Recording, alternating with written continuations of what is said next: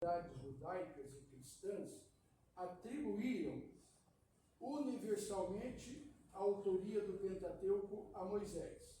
Depois que Baruch Spinoza insinuou em 1671 a possibilidade de seu autor ter sido Esdras, muitas teorias apareceram sobre o assunto. Aqui é um escrito de Stanley Ellison, no ano de 1995. Então, assim, irmãos, esse Baruch, ele apresentou uma possibilidade, uma teoria dele, de que não foi Moisés, e sim que tinha sido Esdras, o autor desse livro. Então, aí os teólogos agora começam a discutir e cada um dá uma opinião. No entanto, nós ainda, de acordo com o que nós temos aprendido pelos teólogos da Assembleia de Deus, eles continuam afirmando ser Moisés o autor. No entanto, eu respeito as opiniões em contrário, mas para mim é Moisés, porque assim, como que eles identificam? Eles olham a vida da pessoa, o que ele escreveu, o que ele contou, aonde ele estava naquele momento, sabe? E fecha, como os demais escritores também fecha a história. Data e local que foi escrito. Gênesis foi provavelmente escrito durante a primeira parte da peregrinação de Israel pelo deserto, em Cades Barneia, no ano de 1443 a.C. A esfera de ação, ele vai da criação até a morte de José, um período de 2315 anos. O cenário geográfico, a área geográfica do livro abrange da Mesopotâmia. Vou pular isso daqui, irmãos, que o único que eu quero destacar que é o 5.6, no cenário religioso.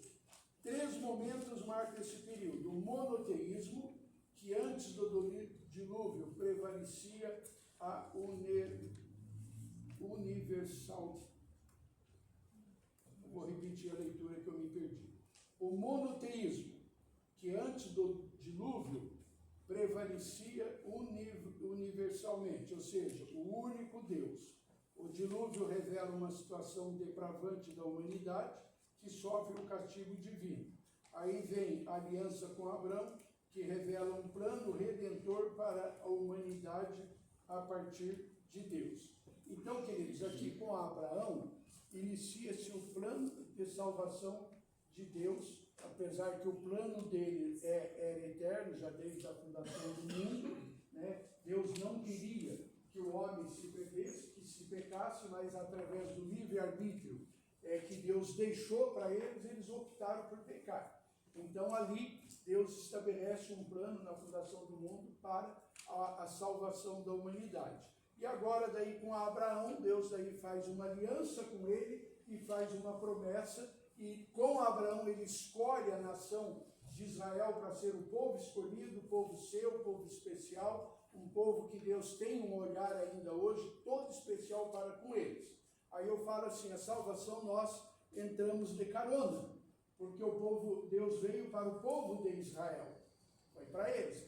Aí o que aconteceu? Ele foi rejeitado e Deus estabeleceu o plano da salvação. Aí ele salvou os gentios, que éramos nós. Então nós também fomos inclusos nesse plano da salvação. Então, através da aliança com Abraão, Deus agora faz a redenção da humanidade, né, através dessa conversa que ele tem com Abraão. A aliança com Abraão, 5.7. Objetivos dos livros de Gênesis. Aí o seu objetivo histórico é proporcionar uma narrativa autêntica da origem do homem ao ser criado por Deus, sua queda desprezível no pecado, suas consequências e a revelação do plano redentor. O seu objetivo teológico é salientar a soberania de Deus sobre toda a criação e enfatizar a responsabilidade do homem para com o Deus soberano. Então, assim, queridos irmãos, como eu disse anteriormente, existia diversos deuses. aliança que Deus faz com Abraão, né, Abraão assume o compromisso de falar do Deus Todo-Poderoso, o único Deus, o Jeová Jiré, o Jeová Rafá. Então, o propósito de Deus era fazer com que a humanidade entendesse que ele era o único, o Deus soberano. E às vezes a gente tem dificuldade para entender esse Deus soberano. É mais fácil nós entendermos que nós temos um Deus que está à nossa disposição para tudo e que ele não é soberano. Mas esse negócio vai longe. Enquanto tiver gente aqui na Terra que não aceita essa soberania de Deus, vai ter essa discussão. Então, a única forma de aceitar um Deus soberano na nossa vida é através da nossa conversão. Não tem outra forma. Deus é soberano na minha vida. Aí tem uma outra parte que não cabe hoje aqui. Aí tem a vontade soberana de Deus, a vontade permissiva de Deus e a vontade diretiva de Deus. Não vou explicar porque não faz parte. Então, hoje nós estamos falando aqui do homem, do Deus soberano. Quando o homem reconhece a soberania de Deus, é porque ele está envolvido com Deus. É porque ele está repleto de Deus, cheio de Deus. É porque ele está comprometido com Deus.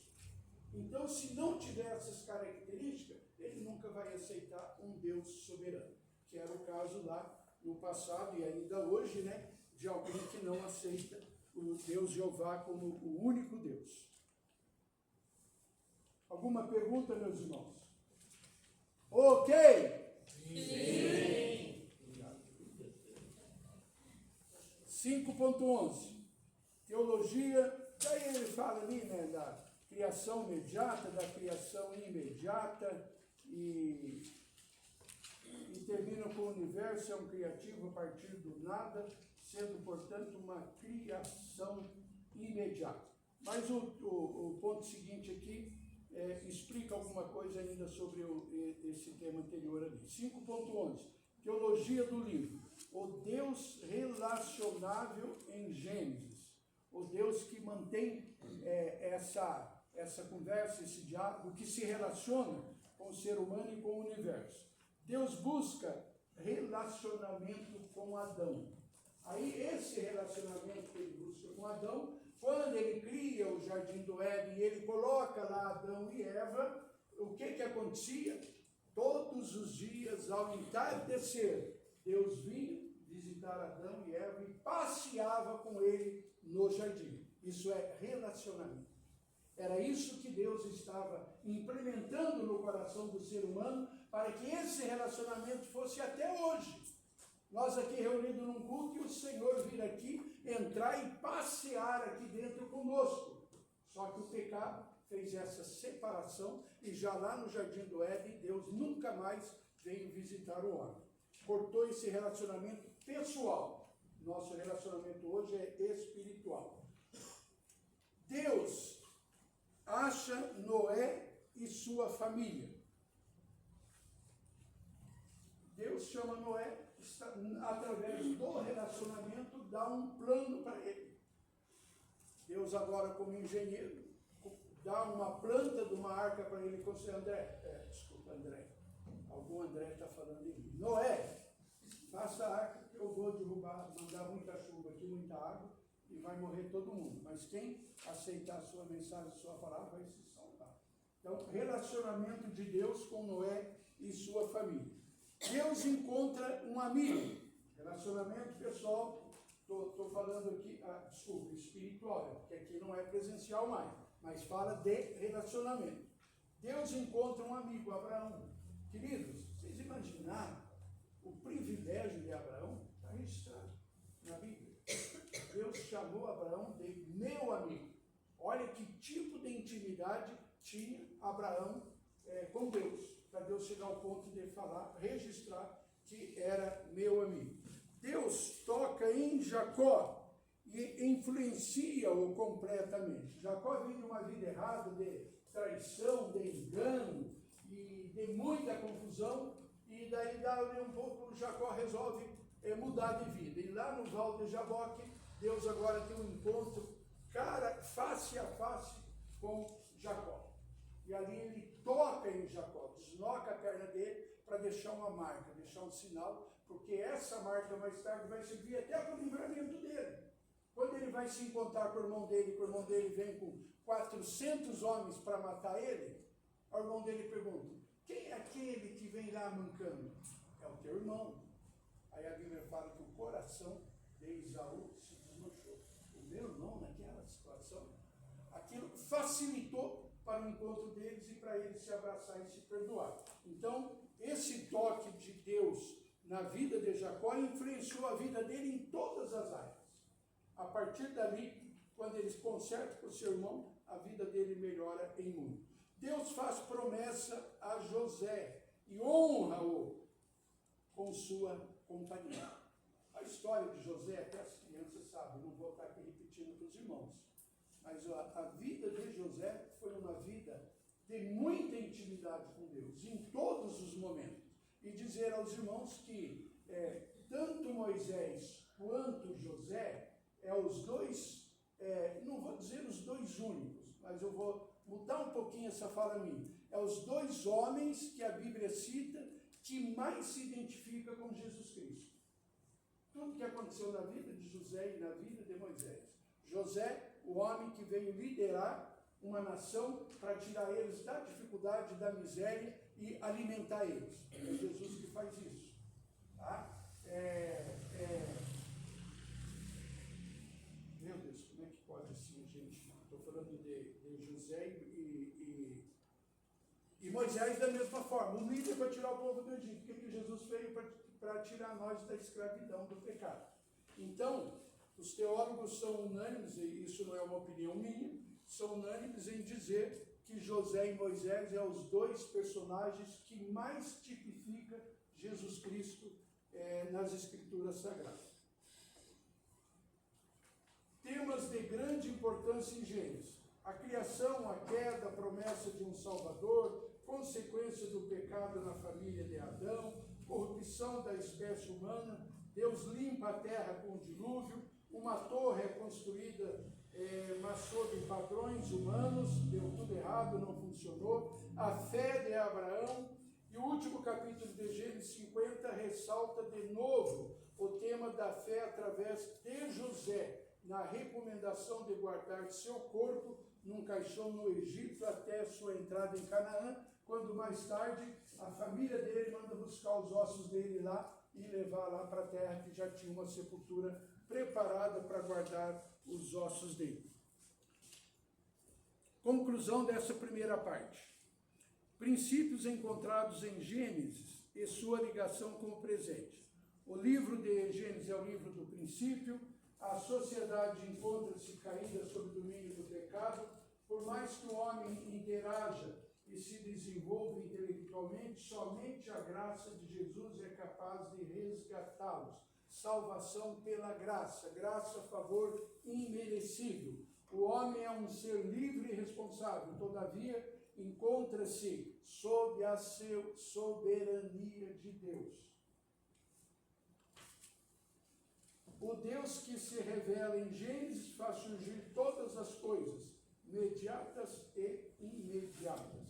O Deus que se revela em Gênesis é o nosso Deus. Amém? Amém. Maravilha. Aí o livro de Êxodo, que nos fala a saída, ou seja, a partida do povo lá do Egito, por isso que o livro tem esse nome, Êxodo é partida. O termo é apresentado lá na Septuaginta. A saída de Israel do Egito também é relatado aqui. E o termo hebraico é Shemou, que significa nomes. Autor é o mesmo cidadão. Vamos ali mais para frente, na página 20.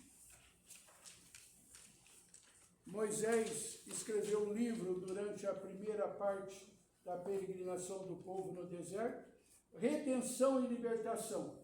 Propósito: Êxodo foi escrito para que tivéssemos um registro permanente dos atos históricos e redentores de Deus, pelos quais Israel foi liberto do Egito e organizado como uma nação escolhida.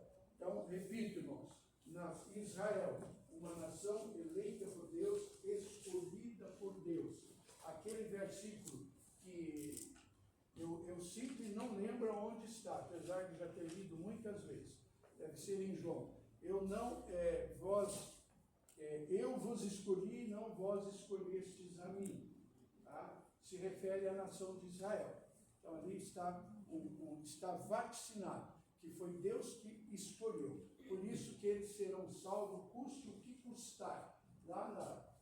Indo agora já para Apocalipse, agora na escatologia, quando chegar o momento lá na batalha do Armagedon, lá que eles vão reconhecer, quando Jesus vai descer no Monte das Oliveiras, o monte vai se abrir e Jesus vai estar de mãos abertas lá e alguém vai perguntar: que feridas são estas nas tuas mãos? Ele vai dizer: essas são as feridas com que eu fui ferido na casa dos meus amigos, nação de Israel.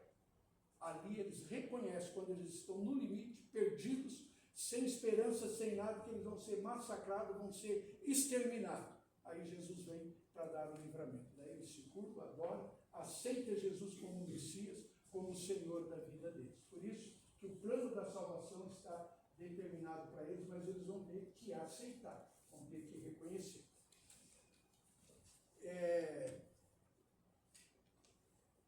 Aí a esfera de ação vai lá da morte de José até a construção do tabernáculo no deserto.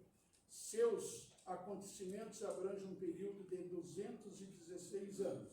Aí daqui a terra do Egito, e daqui os países, as regiões, as cidades que fazem parte, nós vamos pular isso daqui. Daí fala do cenário religioso, que a religião egípcia, como eu já comentei aqui, estou retornando, era uma religião muito cheia de mitos e crenças, e até bastante assim interessante. E eles faziam isso com muito fervor, com muita devoção, porque eles eram sinceros naquilo que estavam fazendo, mesmo errado. Um dos deuses que eles tinham lá era uma estátua de uma deusa, uma estátua que tinha lá em cima do altar, com os braços estendidos, onde eles pegavam os filhos, bebezinhos, e levavam lá para ser queimado. Embaixo tinha uma fogueira, sabe? Eles faziam isso, sabe? Adorando um Deus que eles não conheciam. Então eles eram muito fiéis, porém de uma forma errada.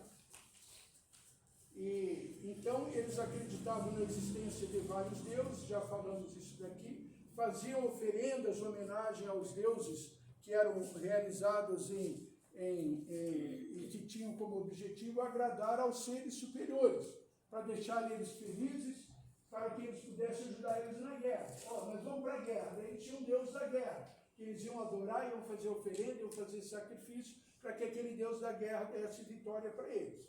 Então eles faziam isso. Já o povo de Israel ia buscar orientação com o profeta, com o homem de Deus, né, os reis que respeitavam os profetas chamavam para pegar conselho.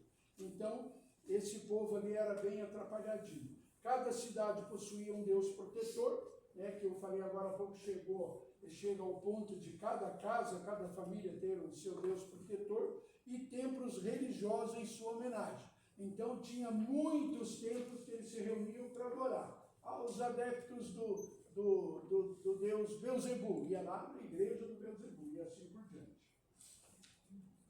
Aí, o politeísmo egípcio nada pôde fazer para impedir o julgamento aplicado pelo Deus soberano sobre a terra do Egito. Aí vem as pragas, né? Também não preciso ler, que todos nós conhecemos bastante isso daqui.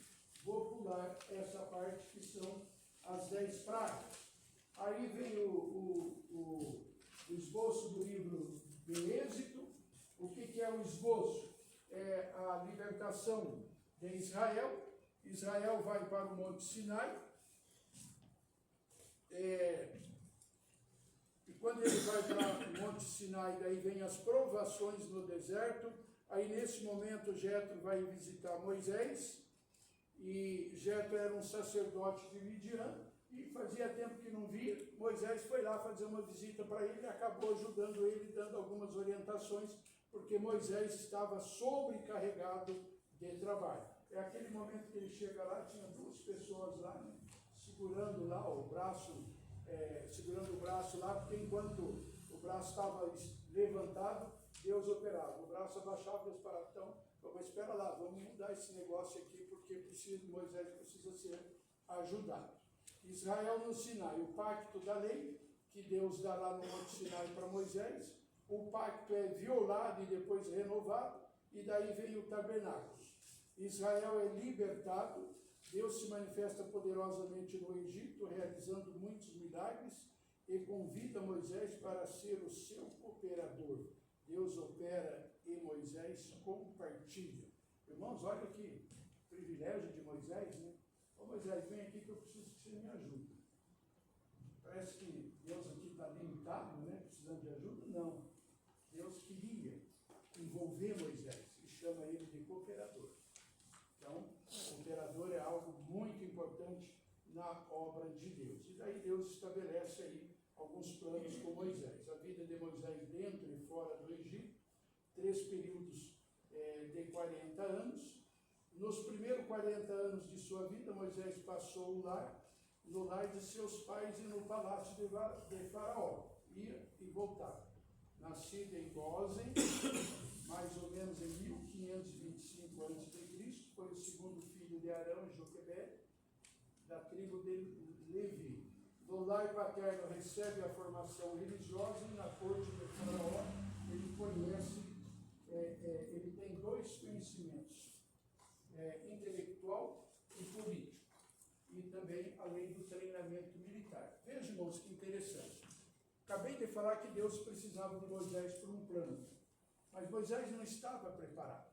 Então, dentro do palácio de Faraó, ele recebeu o conhecimento de ciência lá dentro, que ele aprendeu com as pessoas, né? o conhecimento intelectual e político também, como é que se governa, como é que faz, como é que divide, como é que administra. Mas uma das estratégias muito importantes também foi o conhecimento militar que ele tinha, porque em alguns momentos ele precisou ir para embates também.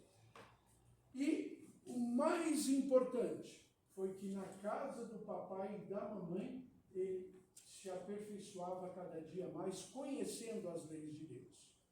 Então, Deus capacita Moisés com o conhecimento secular, intelectual e militar, mas Moisés não se afasta do conhecimento de Deus, razão pela qual ele foi muito bem sucedido em tudo quanto ele fez por causa daquilo que ele aprendeu na casa do papai e da mamãe e daquilo que ele obedeceu a Deus para desenvolver a missão. Os segundos 40 anos ele passou exilado em Midian, fugindo do faraó, meditando e trabalhando como pastor. Aí vem o casamento dele com a filha de Jetro, com a Zípora, e os últimos 40 anos dele, ele foi profeta, sacerdote e rei. Olha o aprendizado dele lá atrás.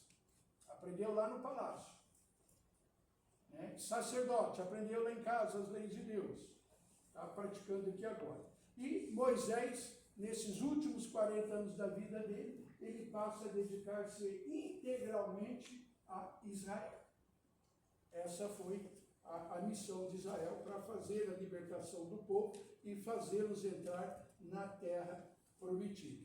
Israel é levado ao Sinai, os propósitos de Deus ao guiá-los, uma espécie de escola preparatória com tríplice, direção vertical e direção de Deus. Vertical, o rei, o reinado lá dos faraós, e o vertical, Deus, horizontal, o reinado de Faraó. Então deu para entender, né? Na esfera humana seria o horizontal e na esfera espiritual o vertical vindo de Deus. Aí vamos pular aqui para outra página. Israel no Sinai. Deus, página 24. Deus se revela a Israel lá no Sinai.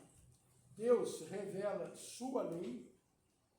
A aliança é selada numa condição teocrática, ou seja, pela inspiração de Deus. Deus estabelece aliança com a nação de Israel, mas porém agora na iluminação de Deus. Deus soberano na nação de Israel.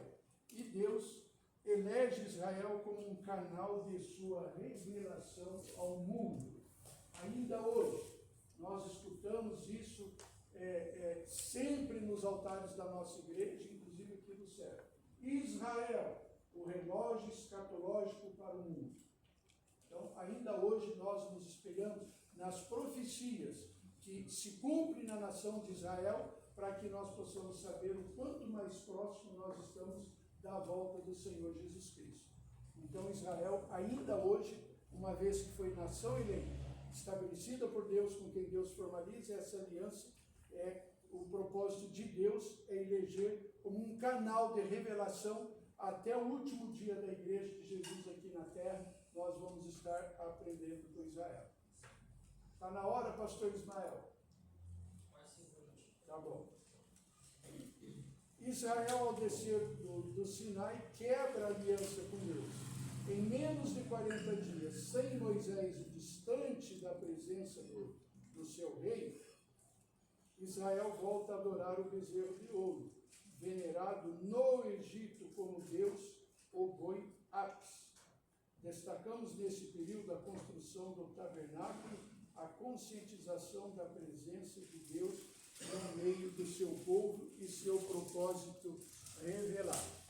Queridos irmãos, o povo de Israel, tem hora que eu começo a ver algumas coisas, eu fico bravo. Ô povinho engrequeiro! Domingo à noite no culto. Segunda-feira, não vou falar o nome. Terça-feira, quarta-feira, não necessariamente nessa proporção. Mas era assim, que a hora que estava lá, Deus é soberano, Deus é Jeová e tal, e adorando. Aí Moisés vai lá para o monte 40 dias, fica lá. Mas cadê? Estamos sem Bíblia, estamos sem gente para ensinar aqui, estamos abandonados. Aí levanta um engraçadinho lá, não, espera lá, vamos fazer um bezerro de ouro. Aí, para voltar lá no tempo do Egito, que eles estavam adorando lá. Aí vem o bezerro de ouro, começa a prestar o culto ao bezerro, Moisés chega lá, vê toda aquela barbaridade, fica bravo, fica nervoso, quebra a tábua da lei. Aí vem essa confusão toda, porque eles elegeram um boi para ser o seu Deus. E daí eu nunca ouvi falar nesse boi Apis, falei, deixa eu pesquisar para ver o que é. Era um boi preto. O boi já é feio, imagina um boi preto, né? Mais feio. Com um triângulo branco, um triângulo no próprio pelo dele, um triângulo branco no seu peito. E esse boi era considerado sagrado. Olha no que eles foram se lembrar ali, que estava na semana passada na presença de Deus. Saudade do Egito. E quando esse boi que era considerado sagrado morria, eles embalsamavam, aí tinha aquele culto que eu falei lá atrás, lá do Deus do embalsamento, embalsamava para ele reviver na eternidade. O povo escolhido de Deus fazendo essa barbaridade aqui. Mas nós não somos muito diferentes não, queridos. Agora, no período da graça, a gente estava fazendo aí cada besteirinha aí. Não é culto de doutrina, né, pastor? Vamos voltar. Ainda bem que nós temos o supervisor aí. Tá? Então, os egípcios tinham centenas de deuses. E cultuavam, vou repetir, a todos eles para manter a paz, para manter a bandeirinha de paz e amor com todos eles, para agradar a todos eles. E graças a Deus que Deus teve misericórdia deles. Nesse momento daí, Deus não se agradou dessa atitude deles. Aí o que aconteceu? Daí veio lá a questão das víboras lá, das serpentes, que começou a picar o povo e eles começaram a morrer. Então Deus vem, Deus agiu, Deus não agradou da atitude deles e Deus daí mata o povo por causa dessa desobediência, por eles terem adorado uma imagem de um boi que era lá de adoração do Egito ainda. Ok? Vamos. Ok? Sim! Então vocês estão liberados aí para o lanchinho, o banheiro. Tá? Vai lá, tem X salada, tem X frango, tem